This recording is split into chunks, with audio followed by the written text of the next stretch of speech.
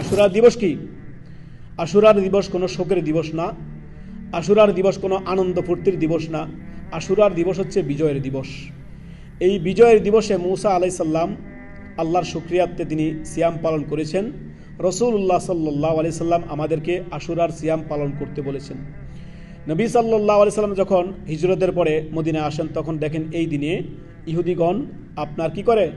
সিয়াম পালন করছে। তখন নবী সাল্লাম তাদেরকে জিজ্ঞাসা করলেন, মা হাযাল ইয়ম, এটা কোন দিন তোমরা সিয়াম পালন করছো?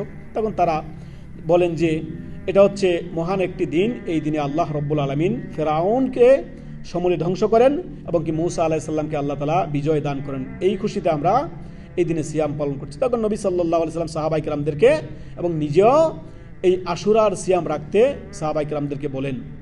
এই মর্মে সহিহ মুসলিমে হাদিস 1165 নম্বর হাদিস আবু কাতাদা রাদিয়াল্লাহু তাআলা থেকে বর্ণিত আশুরার সিয়ামের ফজিলত।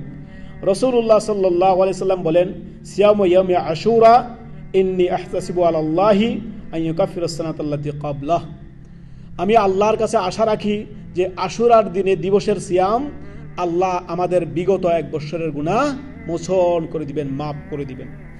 তো এই ক্ষেত্রে নবী সাল্লাল্লাহু আলাইহি সাল্লাম সাহাবায়ে কেরাম যখন জিজ্ঞেস করেন, ইয়া রাসূলুল্লাহ, আপনি তো প্রতিটি ক্ষেত্রেই আপনার ইহুদিদের বিরুদ্ধাচরণ করতে বলেন, এরা তো শুধু আশুরার দিনের সিয়াম পালন করতেছে, তো আমরা কি এর আগে বিচার রাখবো? তখন নবী সাল্লাল্লাহু আলাইহি সাল্লাম বলেন, আগামীতে যদি আমি বেঁচে থাকি তাহলে আমরা 9 এবং কি 10 মুহররম আমরা সিয়াম পালন করব। অতএব আপনি এই আশুরার সিয়াম আপনার ওলামায়ে কেরাম বলেছেন তিনভাবে আপনি রাখতে পারেন। তিনভাবে আপনি রাখতে পারেন। 1, 9, 10, 11 মুহররম রাখতে পারেন, বা 9, 10 মুহররম রাখতে পারেন, অর্থাৎ 10-এর সাথে আগে পরে রাখতে পারেন, কোনো সমস্যা নেই।